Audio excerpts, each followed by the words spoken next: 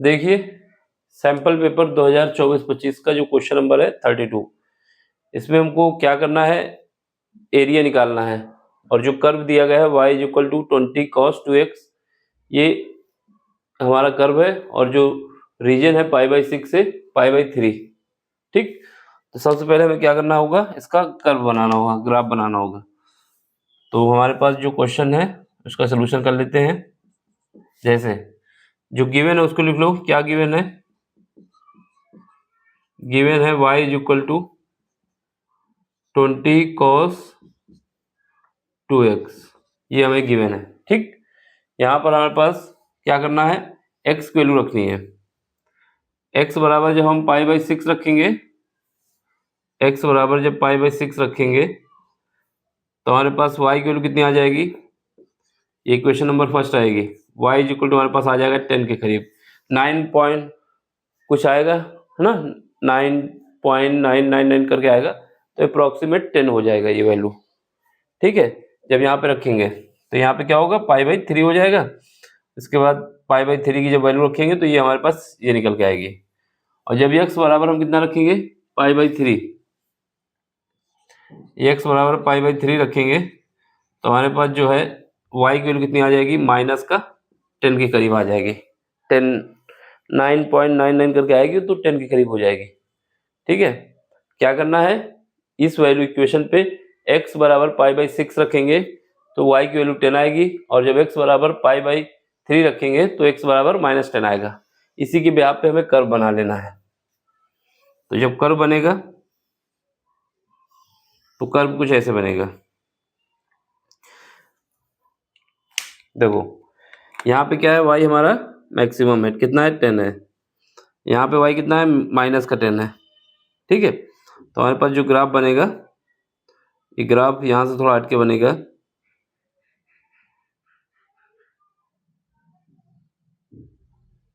ये ऐसे बनेगा। ठीक, इसी रीजन को हमको फाइंड करना है, एरिया। ये जो पॉइंट हमारा होगा, ये पॉइंट जब हम x की वैल्यू कितना रखेंगे, π/4 रखेंगे। जब x की वैल्यू π/4 रखेंगे तो ये वैल्यू आ जाएगी हमारे पास 0 y की वैल्यू। तो ये हमारा पॉइंट जो होगा π/4, 0 होगा। और ये वाला पॉइंट जो होगा मेरा π/3, 0 होगा। और ये वाला पॉइंट π/6, 0। तो ये 3 पॉइंट हमने लिख दिए। ठीक है, अब इन्हीं पॉइंट पे हमें कर्व का एरिया निकालना है। ये जो एरिया बन रहा है बाउंडेड, इसी का हमको फाइंड करना है एरिया। तो हमारे पास लिमिट क्या हो जाएगी, लिमिट जो हो जाएगी हमारे पास, लिमिट एक हो जाएगी कितना, π/4 से, सॉरी π/6 से π/4। दूसरी क्या हो जाएगी, π/4 से, सॉरी π/6 से π/4, एक ये हो जाएगी। एंड दूसरी लिमिट क्या हो जाएगी, दूसरी लिमिट हो जाएगी π/4 से π/3। ठीक, ये दो लिमिट हो जाएंगी। देख लो, सबसे पहले क्या है, जो लिमिट हमारी होगी, कर्व जो बाउंडेड है कितना है, यहाँ से स्टार्ट होगा इस पॉइंट से, तो इस पॉइंट से हमारे पास क्या हो जाएगा, π/6 से π/4 तक जाएंगे। और जो y की वैल्यू है, सॉरी सेकेंड लिमिट जो होगी वो π/4 से π/3 तक जाएंगे। तो ये दो लिमिट लिख दी। अब एरिया क्या होता है, एरिया जो होता है हमारे पास, एरिया का फार्मूला क्या होता है, लिमिट लगाएंगे a से b, जो भी लिमिट दी हो, y dx, ये वाला फार्मूला हमें यूज करना है जब भी हमें एरिया निकालना होता है। यहाँ y की वैल्यू हमको गिवन है, कितना है, ये है। ठीक है, चलो फिर करते हैं इसको आगे।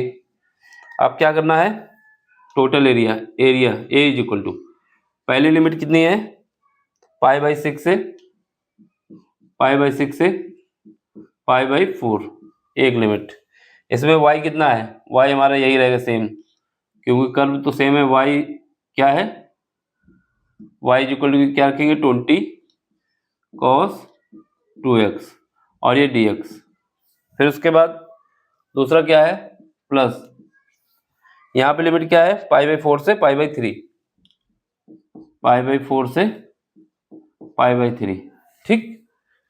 अब इसमें क्या है, इसमें भी हमारा y जो है 20 cos 2x और dx, बस हमें इसको सॉल्व करना है, हमारा आंसर आ जाएगा।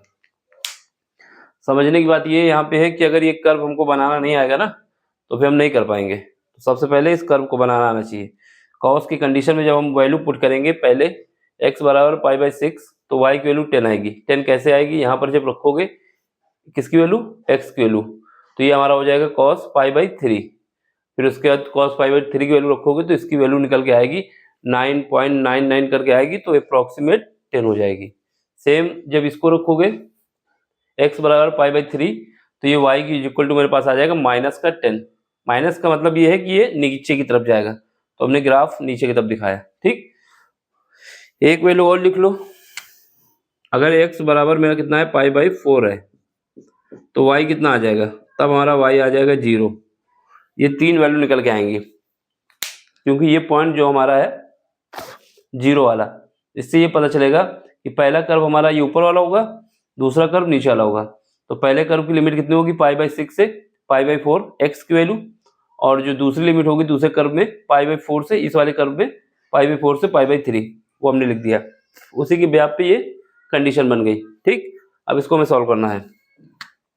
सॉल्व करने से पहले देख लो, अगर हमारे पास कहीं भी फंक्शन दिया होता है cos ax और dx, इसका हमें इंटीग्रेशन करना होता है। अगर इसका इंटीग्रेशन करना है, ये इंटीग्रेशन का निशान लगा हुआ है, तो इसका इंटीग्रेशन क्या आता है, sin ax divide by a, जो भी कोफिशिएंट होता है x का वो डिवाइड हो जाता है, तो वही यहाँ पे होगा।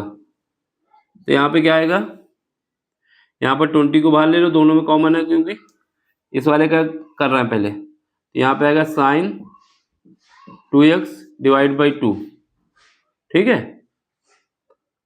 तो इसकी लिमिट कितनी आ जाएगी, इसकी लिमिट आ जाएगी π/6 से π/4, ठीक। फिर प्लस लगाओ, इसका भी करो, ये 20 हम बाहर ले चुके हैं, यहाँ पे कितना बचेगा, सेमी ब्रैकेट में sin 2x डिवाइड बाई 2, यहाँ पे कितने आ जाएगी π/4 से π/3, ठीक। तो कितना आ जाएगा 20, यहाँ वैल्यू पुट करो, π/4 पुट करोगे, देखो 1/2 1/2 दोनों में कॉमन है, तो इसमें भी ले लेते हैं कॉमन। सबसे पहले इसमें क्या π/4 रखेंगे, तो sin 2 π/4, ठीक है। ये 2 हमने ही बाहर ले लिया इधर, माइनस, अब लोअर लिमिट लगाएंगे, तो sin कितना आएगा 2 π/3 π/6 सॉरी, ठीक है। अब क्या है प्लस, अब ये वाला लगा दो इसमें, यहाँ पे कितना है sin 2, x के कितना लगाओगे π/3 लगाओगे, ठीक है। ये फार्मूला है, इसको हटा देते हैं यहाँ से, ये हमने बताया था जो कि हो गया यूज। फिर क्या आएगा माइनस, अब क्या लगाओगे π/4, sin 2 π/4 ब्रैकेट बंद, ठीक। अब यहाँ से इसको काट देंगे, कितना आ जाएगा, यहाँ पे 10 आ जाएगा। अब सुनो, अब क्या करना है, इससे काटोगे, इससे काटेंगे तो यहाँ पे 2 बचेगा, इससे काटेंगे तो यहाँ पर 3 बचेगा, और कहीं कटेगा, इससे काटेंगे तो यहाँ पर 2 बचेगा। देखो ये कितना बचेगा sin π/2, sin π/2 की वैल्यू कितनी होती है, sin π/2 यानी sin 90 डिग्री 1 होता है, तो यहाँ पे 1 लिख दो। यहाँ पे आओ, यहाँ पे कितना रखोगे माइनस, ये sin π/3, sin π/3 बोलो तो sin 60, sin 60 कितना होता है, sin 60 होता है √3/2, √3/2 हो जाएगा, ठीक है। फिर उसके बाद यहाँ पे आओ, यहाँ पे प्लस, ठीक। ये क्या है sin 2 ब्रैकेट में कितना है π/3, तो ये कितना हो जाएगा, यहाँ पर हमारे पास आ जाएगा माइनस का,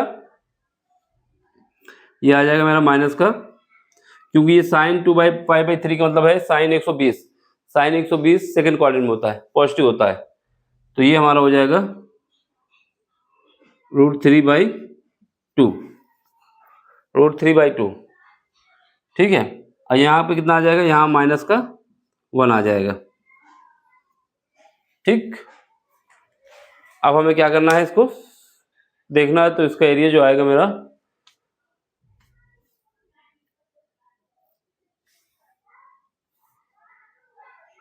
एक मिनट, ठीक। देखो यहाँ पे जो है ये हमने निकाल लिया, ठीक। अब ये भी निकाल लिया हमने, लेकिन इस पे लगा दो मॉड। क्या लगा दोगे, मॉड इस वाले पार्ट पे। क्यों मॉड लगा रहे हैं, बता रहे हैं अभी। इनको अलग अलग हमें निकालना है, इसको अलग निकालना है, इसको अलग निकालना है। हमने यहाँ पे कॉमन ले लिया था, तो यहाँ पर भी मॉड लगा देते हैं,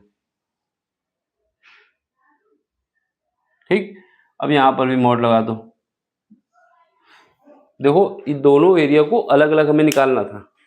जब अलग अलग निकालना है तो ये अलग निकलेगा, ये अलग निकलेगा। मॉड इसमें भी लगा सकते हो, लेकिन इसके रिजल्ट में पॉजिटिव आएगा तो कोई दिक्कत नहीं आएगी, इस वजह से इसको हम ऐसे रखते हैं। इसको हमने मॉड लगा दिया है। मॉड का मतलब है जो भी रिजल्ट आएगा उसको पॉजिटिव लेना है। यहाँ पर इसमें मॉड लगा दिया, ठीक। अब इसके बाद ये वाले पार्ट पे मॉड लगा दो, क्योंकि यह पार्ट अलग है। ये जो लास्ट वाला पार्ट था इस पर हमने मॉड लगाया। मॉड क्यों लगाया, क्योंकि ये कर्व हमारा नीचे डाउन की तरफ है, डाउन है, इससे रिजल्ट जो आता है निगेटिव आता है।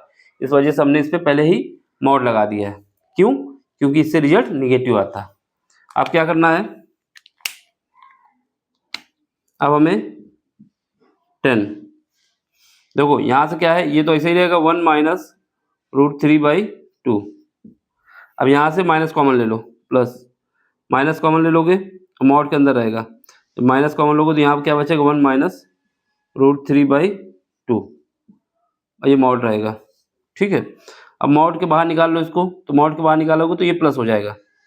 यहाँ पे 10, यहाँ पे कितना बचेगा, 1 माइनस √3/2, ये कितना बचेगा, प्लस 1 माइनस √3/2, ठीक है। तो यहाँ पे देखो ये कितना है, 1 माइनस √3/2, ये भी 1 माइनस √3/2, तो ये हो जाएगा 2 इससे मल्टीप्लाई हो जाएगा 20, 1 माइनस √3/2, ये हमारा क्या आ जाएगा, स्क्वायर यूनिट। स्क्वायर यूनिट का मतलब हो गया कि ये हमारा, इसकी यूनिट क्या है, स्क्वायर यूनिट एरिया आ गया। स्क्वायर यूनिट क्यों हुआ, क्योंकि एरिया हमारा स्क्वायर में होता है। देखो यहाँ पे ये समझने की बात थी, ये वाला जो कर्व हमारा है ये नीचे की तरफ बन रहा है, डाउन बन रहा है, तो इसका जो एरिया निकल के आएगा वो क्या आएगा, निगेटिव आएगा। इस वजह से इस वाले पार्ट पे हमने क्या लगाया है, मॉड लगाया है। इस वाले पार्ट पे मॉड लगाया है क्योंकि ये पार्ट इसका है।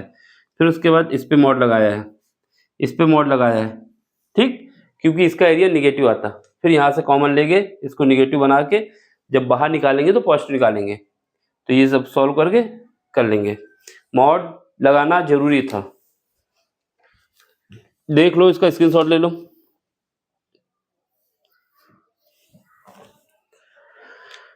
अगर हम मॉड नहीं लगाते ना तो ये कट जाता, और जब कट जाता ये तो जीरो हो जाता, एरिया जीरो थोड़ी निकलेगा। अगर ये हम मॉड लगाए हैं तभी हमारा अरेंज करके इतना आंसर आया है, ठीक है। या तो एक तरीका ये, अगर आप एक साथ नहीं करना चाहते पहले इस पार्ट का निकाल लो जो भी एरिया निकलेगा, फिर इसका एरिया निकाल लो। अब तुमको मिलाने के लिए इसका मॉड लोगे तो क्या करना होगा, अरेंज करना होगा। तो माइनस कॉमन लेके जब इनको अरेंज करेंगे तो मॉड के बाहर जब निकलेगा एरिया तो पॉजिटिव आएगा, फिर पॉजिटिव आएगा तो इसको लिख देंगे। पहली बात, एरिया हमारा जो होता है कभी भी निगेटिव नहीं होता है ना, तो यहाँ पे एरिया निगेटिव बन रहा था और ये कट जाता तो कटने के लिए नहीं था, एरिया निकालना ही था। सिंपल सा याद रखो, ये कर्व हमारा नीचे की ओर बन रहा है, इस वजह से इस वाले एरिया को मॉड लेना है क्योंकि ये निगेटिव आएगा और हमें एरिया पॉजिटिव शो करना है। तो वही काम हुआ यहाँ पे, यही हमारा आंसर है। देख लो इसको, स्क्रीनशॉट ले लो। समझ में आया तो लाइक करना, शेयर करना और सब्सक्राइब भी कर देना। यहाँ पर रिंग लाइट,